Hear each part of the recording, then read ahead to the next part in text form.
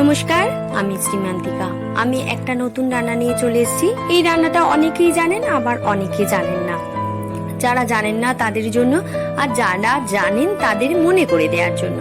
তো কাঁঠাল, এখন গরমকাল, কাঁঠাল উঠেছে। তা কাঁঠাল আমরা খাওয়ার পরে যে দানাটা থাকে, সেই দানাটা দিয়ে আজ তরকারি করে দেখাবো। ঝিঙে, আলু, কাঁঠাল দানা আর পোস্ত দিয়ে তরকারি করে দেখাবো। দেখতে থাকুন, সঙ্গে থাকুন। তো আমি এখানে ঝিঙেগুলোকে ছোট ছোট করে কেটে নিয়েছি, ঝিঙের সাইজে আলুগুলোকেও কেটে নিয়েছি, আর সঙ্গে নিয়ে নিয়েছি কাঁঠাল দানা।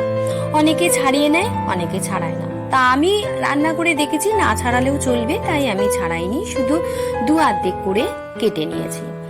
আর নিয়ে নিয়েছি সঙ্গে হাফ পোস্ত, হাফ সর্ষে, দুটো একসাথে বেটে। আপনারা যেরকম পোস্ত নেবেন ঠিক সেই পরিমাণে সর্ষে নেবেন।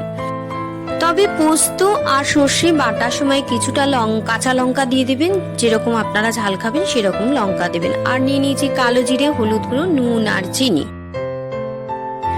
ইন্ডাকশন ওভেনটা জ্বালিয়ে কড়াটা বসিয়ে দিয়েছি।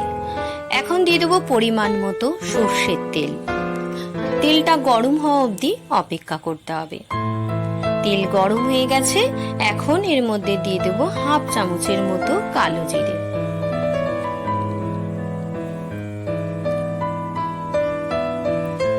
কালো জিরে দেওয়ার পরে কালো জিরেটাকে একটু হালকা করে ভেজে নেব।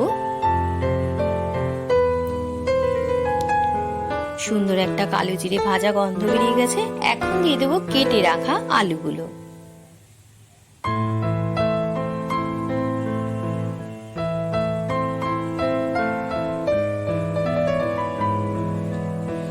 আলুগুলো দেওয়ার পরে একটু হালকা করে আলুগুলোকে আগে ভেজে নেব।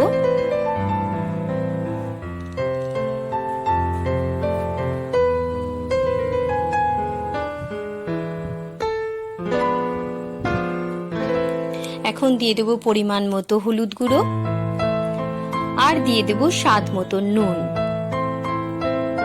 আপনারা চাইলে এটা মাখিয়েও ভাজতে পারেন, তো আমি কড়ার মধ্যেই দিয়ে দিলাম। এবার একটু লালচে লালচে করে আলুগুলোকে ভেজে নেব।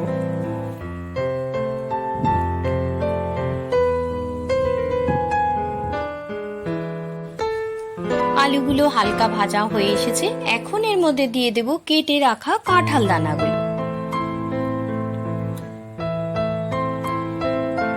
কাঁঠাল দানা দেওয়ার পরে একটু ভালো করে কাঁঠাল দানাগুলো ভেজে নেব, যাতে না কাঁঠালের দানা যদি এমনি নর্মালি ফেলা হয় তাহলে একটা গন্ধ আসে, কিন্তু যদি একটু ভালো করে ভেজে নিই তাহলে কাঁঠাল কাঁঠাল সেই গন্ধটা থাকবে না। তাই কাঁঠাল দানাগুলোকে একটু আলুর সাথে ভালো করে ভেজে নেব।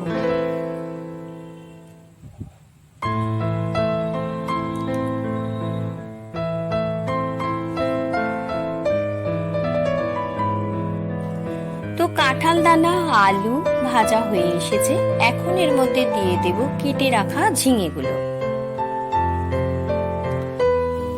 তবে ভিডিওটা কেউ স্কিপ করে দেখবেন না, তাহলে অনেক কিছু মিস করে যাবেন। আমার মনে হয় পুরো রান্নাটা দেখলে সবকিছু জানতে পারবেন আর বুঝতে পারবেন। তাহলে আপনারা যখন বাড়িতে বানাবেন আপনারা ঠিকঠাক বানাবেন, আর খেতেও ভালো লাগবে। এরপরে আমি ঝিঙেটা দেওয়ার পরে ভালো করে ঝিঙেটা একটু ভেজে নেব। কড়াটা দেখে মনে হচ্ছে ঝিঙের কাছে খুব ছোট হয়ে গেছে, ঝিঙেটা অনেকটা লাগছে, কিন্তু না, একটু ভাজার পরে ঝিঙেটা কমে যাবে, ঝিঙে থেকে জল বেরিয়ে যাবে। আমি এই তরকারিতে কোনো জল দেব না, ঝিঙের যে জল বেরোবে সেই জলেতেই তরকারিটা সিদ্ধ করে নেব। আর একটা কথা, আমার এই রান্না দেখতে দেখতে আমার চ্যানেলটাকে সাবস্ক্রাইব, লাইক, শেয়ার করতে ভুলবেন না। অতি অবশ্যই একটা কমেন্ট করে বলবেন যে আপনাদের এই রান্নাটা কেমন লাগলো। ভালো লাগলেও বলবেন, খারাপ লাগলেও বলবেন। তো দেখুন আস্তে আস্তে ঝিঙেটা কমে যাচ্ছে।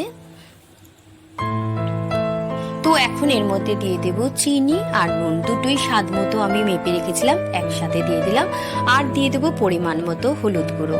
এই দুটো জিনিস দেওয়ার পরে ভালো করে ঝিঙেটাকে আরো খানিকক্ষণ ভেজে নেব।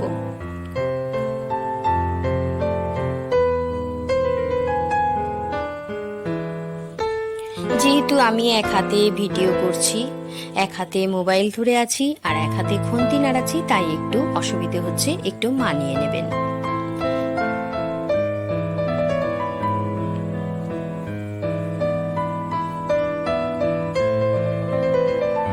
তো ঝিঙেটা ভাজা হয়ে গেছে। তো দেখেছেন ঝিঙে ভাজার পরে কতটাই কমে গেছে। তো আমি এখন একটা থালা দিয়ে ঢাকা দিয়ে দেব 10 মিনিটের জন্য। তারপরে 10 মিনিট বাদে ফিরে আসছি, দেখাবো তরকারিটা কত দূর হলো। তো এখন আমি 10 মিনিট বাদে ফিরে আসলাম, ঢাকাটা খুলে দেখে নেব।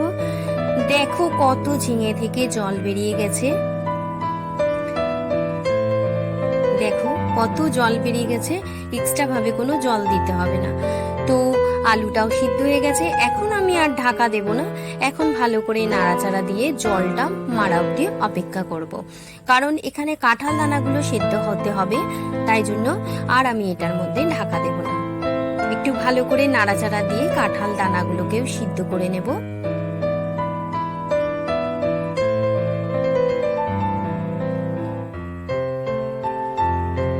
দেখো আমার তরকারিটা হয়ে এসেছে, কারণ ঝিঙেগুলো কেমন দেখো নরম হয়ে গেছে। ঝিঙেগুলো যেরকম জেগে জেগে ছিল আস্তে আস্তে দেখো নরম হয়ে যাচ্ছে। তো এখন একটু ভালো করে নাড়াচাড়া দিতে হবে মাঝে মাঝে। তো তরকারির একটা খুব সুন্দর সেন্ট বেরিয়েছে। তোমরা যখন ঘরে নিজেরা বানাবে তখন দেখবে কি সুন্দর গন্ধ, একটা ঘরোয়া ঘরোয়া গন্ধ। কারণ আমরা এইসব রান্না খেতে এখন ভুলেই গেছি, মা ঠাকুমারা বানিয়ে দিত তখন খেতাম। এখন আমি এর মধ্যে দিয়ে দেব বেটে রাখা সর্ষে পোস্ত। দেওয়ার পরে একটু ভালো করে নাড়াচাড়া দেব, কারণ সর্ষে পোস্ত যেহেতু দিয়ে দিয়েছি, একটু নাড়াচাড়া না দিলে তরকারিটা আটকে যেতে পারে, কড়াই লেগে যেতে পারে, তাই একটু ভালো করে নাড়াচাড়া দেব।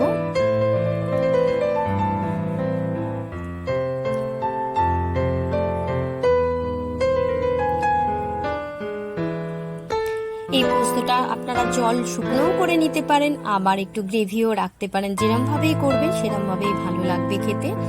তো আমার তরকারিটা মোটামুটি হয়ে এসেছে।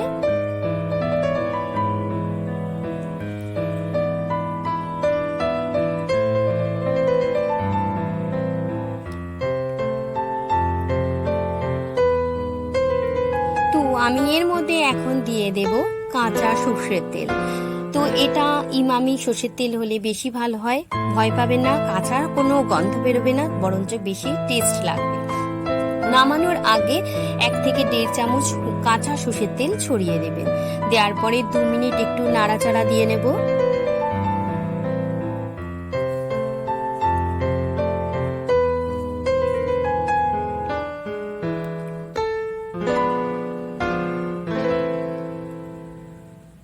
দু মিনিট নাড়াচাড়া দেওয়া হয়ে গেছে। এখন আমি ইন্ডাকশন ওভেনটা বন্ধ করে দেবো, কারণ রেডি হয়ে গেছে কাঁঠাল দানা দিয়ে ঝিঙে আলু পোস্ত। তো আপনারা বাড়িতে এইভাবে বানিয়ে খেয়ে দেখবেন কেমন লাগে। আশা করি আপনাদের ভীষণ ভালো লাগবে, মা ঠাকুমার কথা আপনাদের মনে করিয়ে দেবেন, কারণ অনেকেই এখন এসব রান্না বাড়িতে করেন না। তো আমার অনুরোধ, একবার বাড়িতে এই রান্নাটা করে দেখবেন। তো রেডি হয়ে গেছে ঝিঙে আলু কাঁঠাল দানা দিয়ে পোস্ত। আমি এখন এটা একটা পাত্রে নামিয়ে নেব। দেখো আমি একটা পাত্রের মধ্যে তরকারিটা নামিয়ে নিয়েছি। তো ঠিক এরকম দেখতে হবে। তো তোমাদের রান্নাটা কেমন লাগলো অতি অবশ্যই আমাকে কমেন্ট করে জানিও। তো আজ আসি, আবার আসবো নতুন রান্না নিয়ে। ততক্ষণ তোমরা সাবধানে থেকো, ভালো থেকো, সুস্থ থেকো।